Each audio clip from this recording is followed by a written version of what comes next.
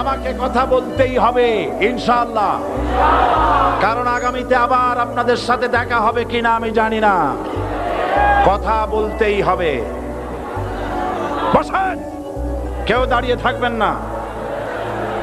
আমি দেখতে পাচ্ছি বাংলাদেশের ভাগ্য আকাশে উত্তর গগনে কালো মেঘ জমা হয়েছে, ঝড়ের পূর্বাভাস লক্ষ্য করছি। যদি মোকাবেলা করতে না পারেন সক্ষম ভাবে, এমন অন্ধকার গাঢ় কালো অমাবস্যার রাত আসতে পারে যার সুবে সাদে খাওয়া অসম্ভব। সুতরাং আপনারা কি কাপুরুষের মতো কাফের মুশরিকদের গোলামি করে মরতে চান? বিড়ালের মতো 500 বছর বেঁচে থাকার কোনো লাভ নাই। সিংহের মতো 1 ঘন্টা বাঁচতে চাই। আমাদেরকে বলা হয় সাম্প্রদায়িক উস্কানিমূলক কথা নাকি আমি বলি। পত্রপত্রিকা দিছে না তারা? সাম্প্রদায়িক উস্কানি কথা, সাম্প্রদায়িক উস্কানিমূলক কথা বলি, সেই জন্যই বোধহয় শত শত মুসলিম আমাদের কাছে এসে মুসলমান হয়। মানুষে আর বোকা বানানো যাবে না। যাবে কি? আর বোকা বানানো যাবে? তারপর বলছে কি? এরপরে বলছে, আমাকে বলছে রাজাকার।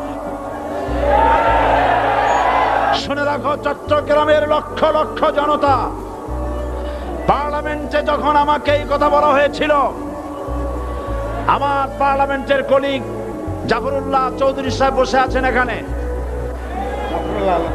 হ্যাঁ, জাফরুল ইসলাম চৌধুরী বসে আছেন পাশে, প্রধানমন্ত্রী সুদ্ধা, অন্তত 3 শতাধিক পার্লামেন্টের সম্মানিত সদস্যরা সেদিন বসা।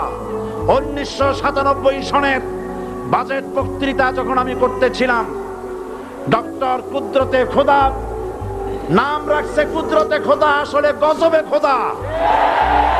এই লোকটি নাস্তিক, ইসলামের চূড়ান্ত দুশমন। তার প্রণীত শিক্ষা ব্যবস্থার যখন সমালোচনা করছিলাম, ট্রেজারি বেঞ্চ থেকে আমাকে বলা হলো রাজাকার। আমি আমার সমস্ত শক্তি একত্রিত করে বলেছিলাম, শুধুমাত্র হিন্দুস্তানের রাজাকারেরাই আমাকে রাজাকার বলতে পারে। আমি বলেছিলাম 1973 সন পর্যন্ত আমি বাংলাদেশের কোন রাজনৈতিক দলের নেতা এবং কর্মী ছিলাম না। আমি রাজাকার নই।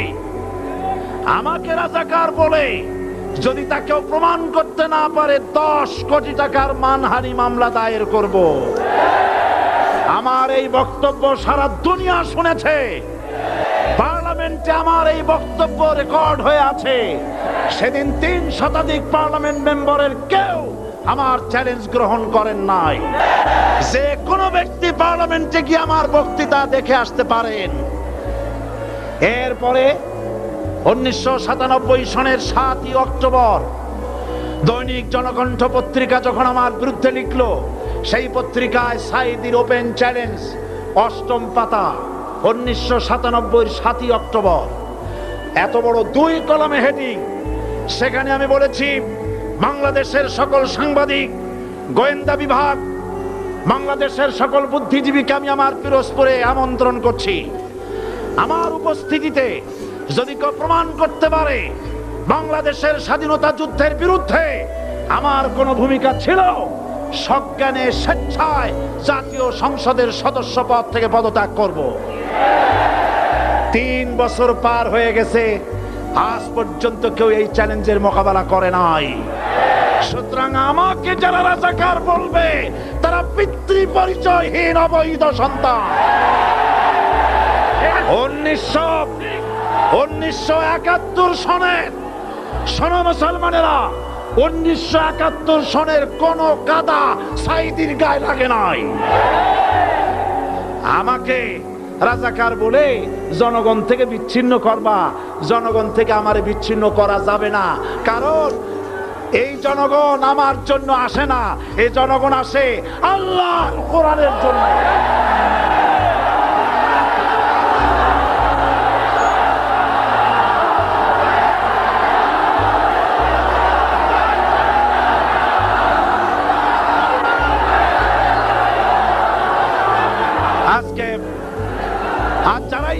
কথা বলে, যারা ইসলামের কথা বলে তারাই রাজাকার, তারাই মৌলবাদী। মৌলবাদী বললে আমরা অসন্তুষ্ট হই না, কারণ মৌলবাদী শব্দটা আসছে মূল থেকে। মৌল শব্দ এসেছে মূল থেকে। মূলবাদী তার মানে যারা মূলে আছে। মূল হলো কোরআন, মূল হলো হাদিস, মূল হলেন আল্লাহ, মূল হলেন আল্লাহ রসুল। আমরা আছি মূলে। এখন বলেন তো মূলের শক্তি বেশি না আগার শক্তি বেশি? আমাদের যারা মৌলবাদী বলে ওরা হলো আগাবাদী। মূলে আছে কত কোটি? 12 কোটি। মূলে আছে কত কোটি? আর আমাদের যারা মৌলবাদী বলে ওই থাকো গাছের আগায়, আমরা মূলে। লাভালাভি বেশি করবা না, 12 কোটিতে গাছের গোড়া আসতে নানা দেবে, মামু বাড়ি দিল্লি গিয়ে পড়বা, বাংলার জমিনে জায়গা হবে না। এ কথা বিশ্বাস করো। বাংলাদেশের মুসলমানদের শরীরে এক বিন্দু রক্ত থাকতে শয়তানের তৈরি করা ধর্মনিরপেক্ষ মতবাদ বাংলার জমিনে কায়েম হতে দেওয়া হবে না, হবে না।